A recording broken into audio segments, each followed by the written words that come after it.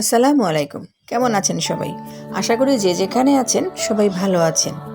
সেদিন আপনাদেরকে কুরবানি উপলক্ষে দেখিয়েছিলাম এক গরুর হাট।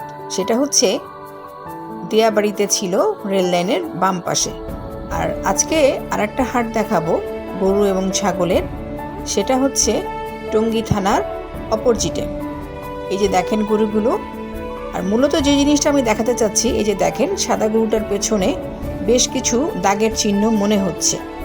এটা কাছ থেকে গেলে আসলে দেখলে মনে হয় যে এটা আসলে কোনো দাগ না, কোনো কাদার চিহ্নও না। এটা এক ধরনের ভাইরাস, একটা ধরনের ভাইরাস। এটা যখন আপনি কাছ থেকে দেখবেন তখন মনে হচ্ছে, দেখেই দেখেন সাদা গরুটার কাছ থেকে দেখেন, দেখলেই বোঝা যাবে যে এটা আসলে অস্বাভাবিক আসলে, কিন্তু এটা দেখলে বোঝা যাবে না। তো আপনারা যারা গরু কিনতে যাবেন চেষ্টা করবেন দিনের বেলায় যেতে, কারণ আমি এই হাটে বেশ কয়েকটা গরুর গায়ে কিন্তু পেছনের দিকে বেশিরভাগে এই দৃশ্যগুলো দেখেছিলাম, এই চিহ্নগুলো। তো আমি তাদেরকে জিজ্ঞেস করেছিলাম, তারা আমাকে বলেছিল যে এটা এক ধরনের অ্যালার্জি বা ভাইরাস এরকম।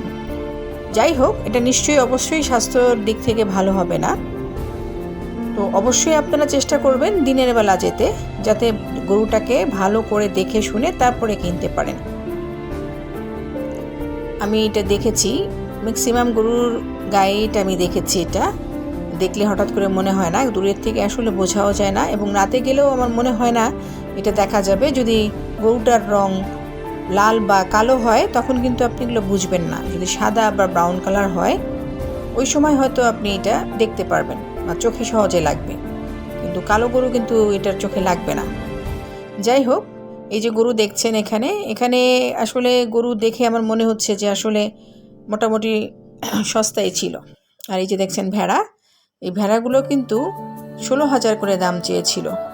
আমার মনে হয় গরুর থেকে তুলনামূলকভাবে ভেড়ার দাম বেশি।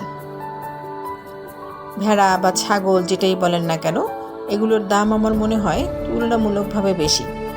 তো এই বাজারে কিন্তু বেশ ভালোই পরিমাণেই দেখলাম, যদিও বা গরুর তুলনায় কম। বেশ ভালো পরিমাণে আমি দেখলাম যে এখানে আপনার খাসি, ছাগল, ভেড়া উঠেছে, এবং বেশ বড় বড় কিছু দেখলাম। এগুলিকে বলতেছে হরিয়ানা হরিণ, এবং বেশ অনেক বড়, একদম ছোটোখাটো একটা বাছুরের মতো। আমি একটু পরেই দেখাচ্ছি আপনাদেরকে সেটা। ছাগলগুলো দেখেন, ছাগলগুলো বেশ ভালো ছিল, এগুলো স্বাস্থ্যবান ছিল। এই যে আমি সেই কথা বলছিলাম, হরিয়ানা ছাগলটা এই যে দেখেন কত বড়। এটার দাম চেয়েছিল তারা 1,50,000। আমি দামগুলো বলে দিচ্ছি যাতে আপনারা একটু অনুমান করতে পারেন যে কেমন হতে পারে, যাতে আপনাদেরকে একটু সুবিধা হয়। এই দুটো তারা চাচ্ছিল 2.5 লাখ। এই দুটো ছাগল তারা 2.5 লাখ চাচ্ছিল। এটা হরিয়ানা প্রজাতির এবং বেশ বড়, কিন্তু এটা একদম অনেক বড়, দেখতে কিন্তু সুন্দর আছে। আসলে কোরবানির গরু তো আমরা আসলে সুন্দর দেখেই কিনি। তো এখানে আমি বেশ কিছু ছাগল দেখেছি, ছাগলগুলো বেশ ভালোই লেগেছে, এবং আপনার ভেড়াও ছিল। অনেকেই আছে যারা গরু কোরবানি দেয়, সাথে একটা খাসিও দেয়, বা অনেকে এই দিনের অপেক্ষায় থাকে, কেউ কেউ হয়তো আকিকা দেয়। তো আপনারা আসতে পারেন, এখানে দেখে কিনতে পারেন। এটা হচ্ছে টঙ্গী থানার পেছনে, চারাগালির ওদিকে হবে আর কি। আপনার টঙ্গী থানার পেছনে বললে আপনাকে যে কোনো রিক্সাওয়ালা নিয়ে যাবে ওখানে। এই যে দেখেন কত ভেড়া। যাই হোক, সামনে যেহেতু আর হাতে গোনা কয়েকদিন বাকি আছে কোরবানি ঈদের, আপনারা সবাই যাবেন যার যার দেশে, যার যার স্থানে পরিবার নিয়ে ঈদ করবেন, কিন্তু সবাই পরিবারের দিকে খেয়াল রাখবেন। বিশেষ করে ঘরে যদি কোনো বয়স্ক মানুষ থাকে তাদের দিকে খেয়াল রাখবেন, এবং বাচ্চাদের দিকে খেয়াল রাখবেন। এবং ধারালো জিনিস দিয়ে কাজ করার সময় অবশ্যই সাবধান থাকবেন। কোনো কিছু নিয়েই তাড়াহুড়া করবেন না।